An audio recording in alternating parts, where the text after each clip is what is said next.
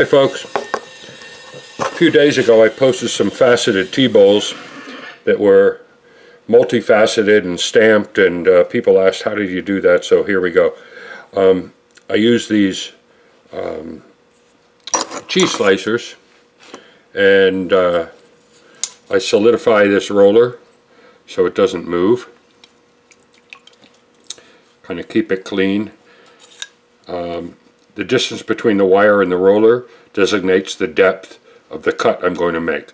So the wall of this short cylinder here, straight-sided, using my undercut rib tool, and clean, I facet from a cylinder, thick-walled, about a little bit less than ½ inch thick. So I'm going to take off half of that wall every time I facet.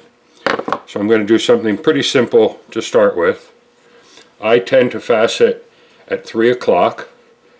I know people facet in front of them, from the top to the bottom, bottom to top. It doesn't really matter, whatever is comfortable for you. But you want to facet with a sense of spiritness, liveliness. You don't want to dawdle over it.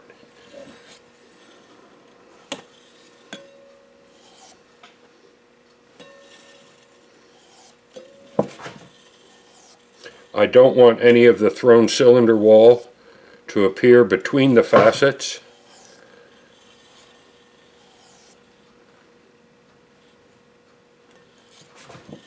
So I make sure that my wire for the next cut leads into the last, and now here, the first facet that was cut. Okay, we're going to get rid of this. So that's the start. I'm now going to use another cheese slicer, which again I've solidified the roller by using epoxy at each end. I took off the original wire and I put a piece of wiggle wire into it and reattached it very tight. And now I'm just going to create some small little decorative elements.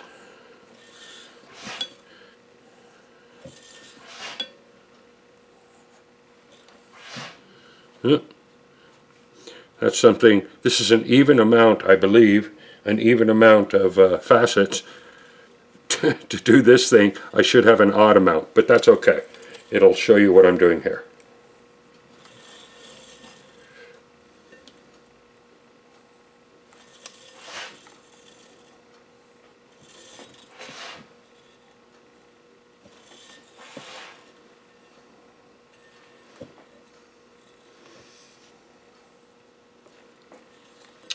Okay, my next step, excuse me, is to re-wet the inside wall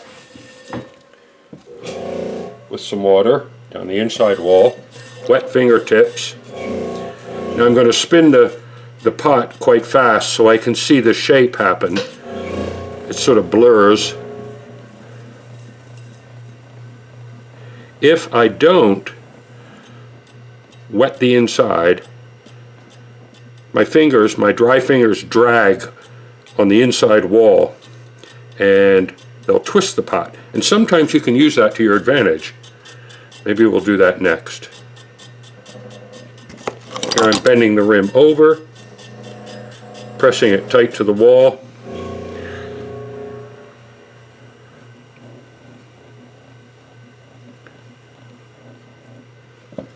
Smoothing the inside rim.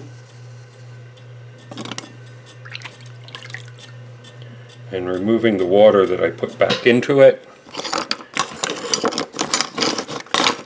Now, a friend of mine made this kind of funky rib, but what it does, it gets down on the inside and smooths the inside, and I can get a really nice swirl inside there.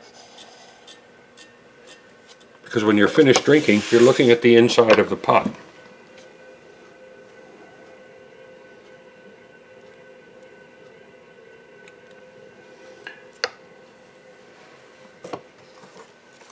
Now I'm going to smooth the rim.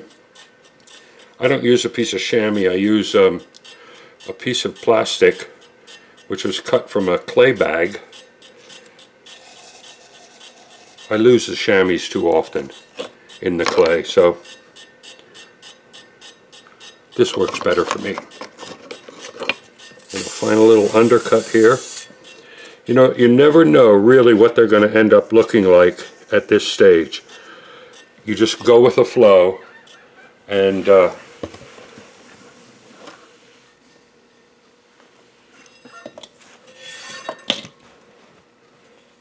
these are going to have a Chino type glaze on them.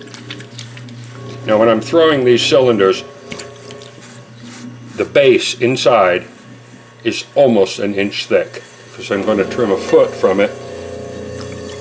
This is very sandy clay. It's a Laguna Black Brown Cone 10, and I like the way it cuts. I'm not fond of the way it throws because it's very rough on your hands.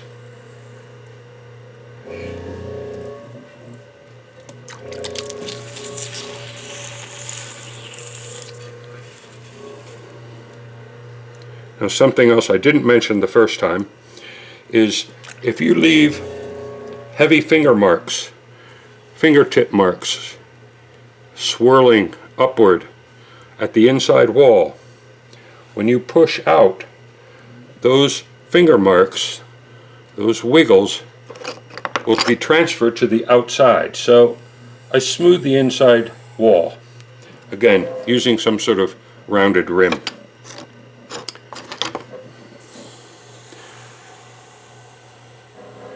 Again, I generally facet from a cylinder, and I create a ledge at the base of the cylinder here where I start the wire. That means my wire is underneath the wall from the very beginning.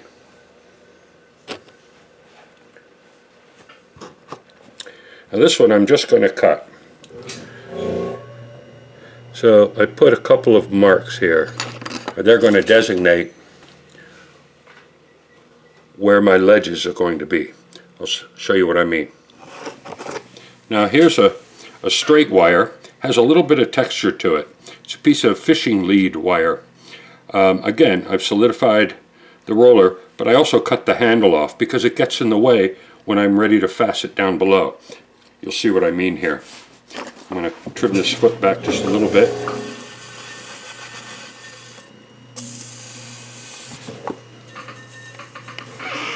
Okay, using these marks that I've made with my fingernail,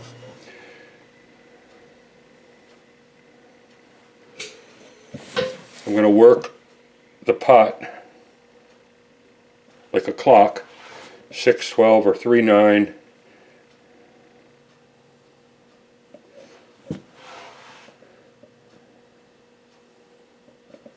And I'm just going to continue to build.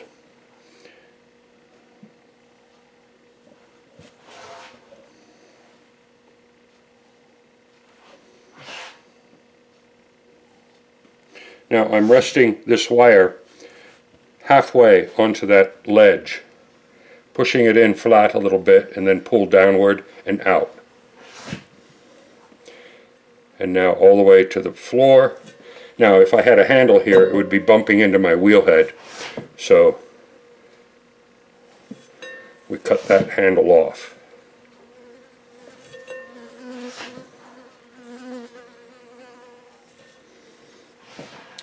And you can do a lot of different things here. I could make one pull with a straight wire from the bottom to the rim. I could make a half pull and put a step and then another pull. I think I'm going to add a texture here. So here's my wiggle wire installed on the cheese cutter.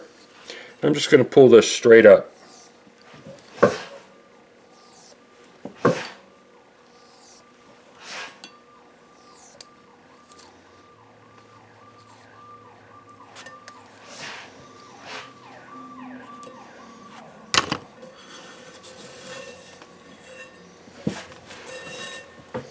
Now you can see I've really sort of distorted the rim, but that all comes back again as you work it.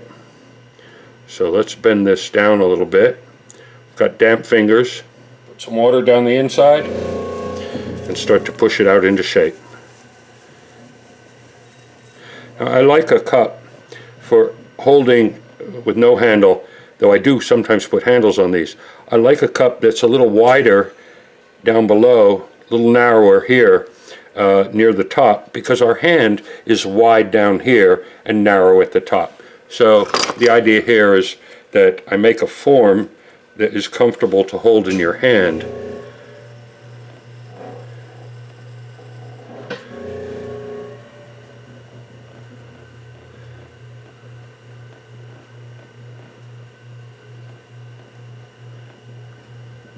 Again, I'm looking at 12 o'clock and watching the profile change.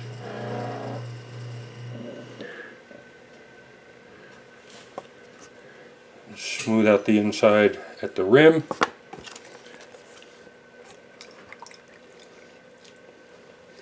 Let's remove the water from the inside and clean the rim up a bit.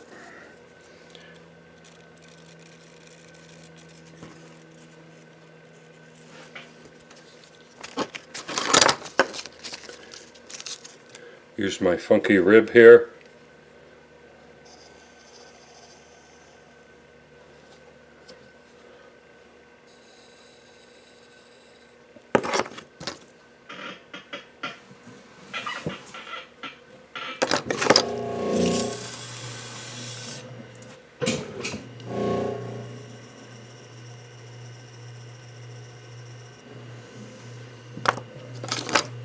And one more smoothing.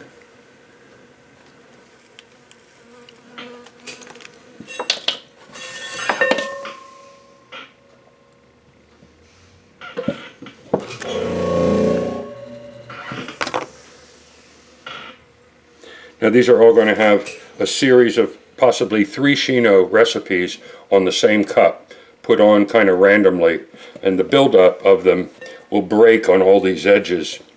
They can be pretty attractive. Anyway, faceting. It's a pretty fun thing to do.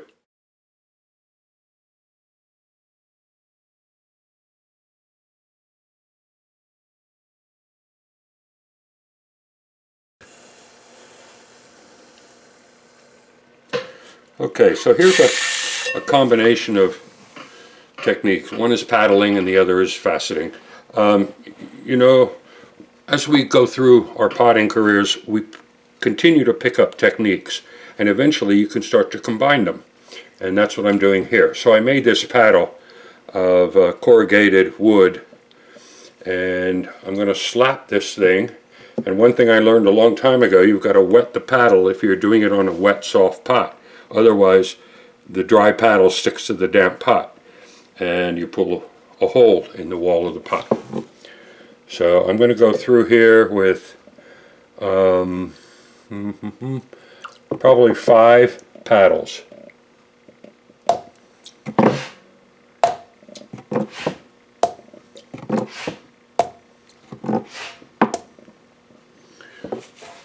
Now that really destroyed this thing, but not really. Because watch this. I'm going to wet the inside, and I'm going to clean the rim, the inside wall where my thumb prints were, from supporting the wall at the top.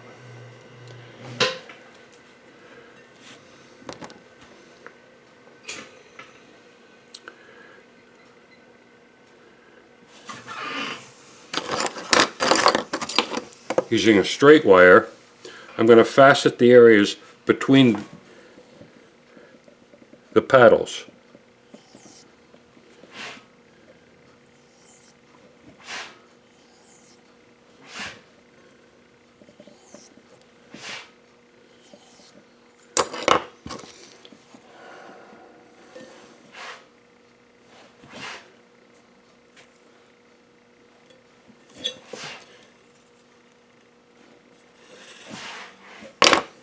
Now this is pretty random, but hopefully as you continue to work it, you kind of reorganize the form.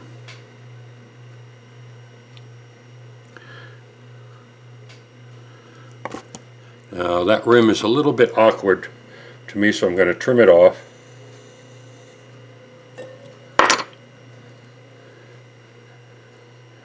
Fatten it up again. Now,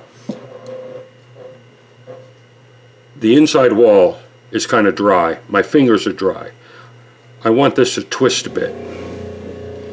So I'm dragging my fingers slowly up the inside wall. I'm using the flat part of my finger. I'm not using the tip. I don't want to create any lines, so I'm using this area.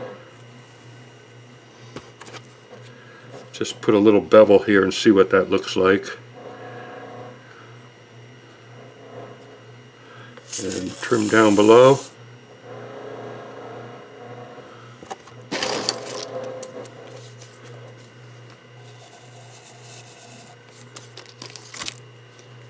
And make sure there's no water inside. And smooth out the inside floor.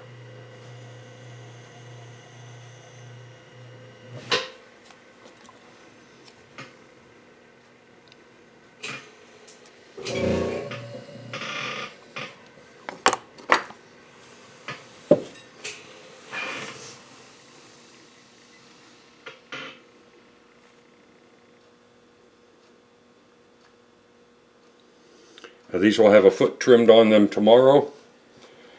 I usually make 2 dozen of these at a time. So one gets into a rhythm. What works on one, you expand upon that on the next one. Same thing with trimming the feet. Anyway, thanks for watching.